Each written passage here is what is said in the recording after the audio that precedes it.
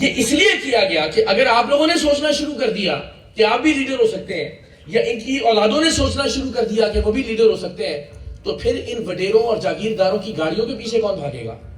پھر ان کی گاڑیوں کے دروازے کون کھولے گا؟ پھر ان کے لیے جیوے جیوے اور آوے آوے کے نعرے کون لگائے گا؟ پھر ان کے پوسٹر کون چپکائے گا؟ پھر ان حکمرانوں کے لیے ٹویٹیں کون کرے گا؟ فیس بک پہ پوسٹیں کون کرے گا؟ یہ ہوا نا، ہم ساروں نے سمجھ لیا کہ سیاست کا مطلب ہے لیڈر کی گاڑی کے پیچھے بھاگنا. ہمارا مطلب ہے سیاست کا کہ پوسٹر لگانے کسی کے، یا اس کے لیے ماں بہن کی گالیاں دینی فیس بک پہ ٹویٹر پہ کسی دوسرے کو.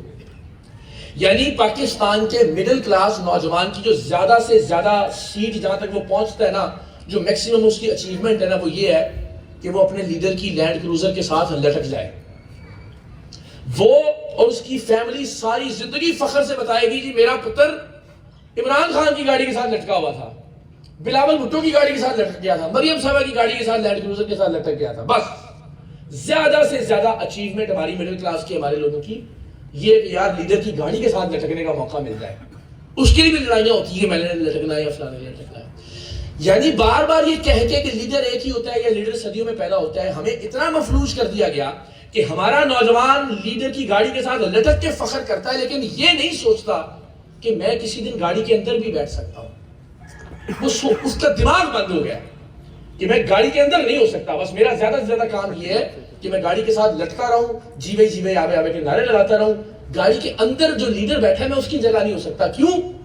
کیونکہ لیڈر تو ایک ہی ہوتا ہے. میں اکثر سارے تھوڑے سوالوں کے جواب، ہاں جی میں سارے تھوڑے سوالوں کے جواب میں دے کے جاؤں گا. یہاں سے مجھے 5 منٹ کی اجازت اور دے دیجیے، ٹھیک ہے نا. غریب اپنی غربت میں، جس کو روٹی نہیں مل رہی، جس کو روزگار نہیں مل رہا، وہ ان لیڈروں کے لیے تو دھرنے بھی دیتا ہے، مارچ بھی کرتا ہے، مارے بھی کھاتا ہے، جیلوں میں بھی جاتا ہے، اپنے واسطے نکلنے واسطے تیار نہیں. جب کہتا ہوں خود کے لیے نکلو، پھر کہتے ہیں جی روٹی نہیں پوری ہو رہی. اور بھائی ان لیڈروں کے لیے بھی تو مارچ کر رہے ہو، ان لیڈروں کے لیے بھی تو دھرنے دیتے ہو، ان کے لیے بھی تو جیلیں کاٹتے ہو، ساروں کے لیے کیا. اس پر بھی آگے چل کے ہم بات کرتے ہیں.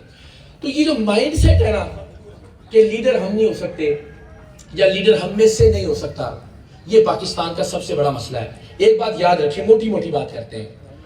ہمیں یہ لگتا ہے کہ جو کسان ہے نا، اس کا مسئلہ تب حل ہوگا جب ہم جاگیردار کو ووٹ دے کے پارلیمنٹ میں بھیجیں گے.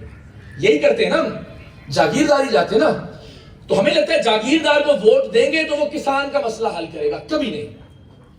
جب تک آپ کسان کے بیٹے کو ووٹ دے کے پارلیمنٹ میں نہیں بھیجیں گے نا، اسے کسان کے مسئلوں کا نہ پتہ ہوگا نہ وہ مسئلوں کو حل کرے گا. ہم کہتے ہیں یار مزدوروں کے بڑے مسئلے ہیں، مزدوروں کا مسئلہ حل کرے گا جس کی فیکٹری ہے، اس کو ووٹ دیتے ہیں، وہ پارلیمنٹ میں جائے گا.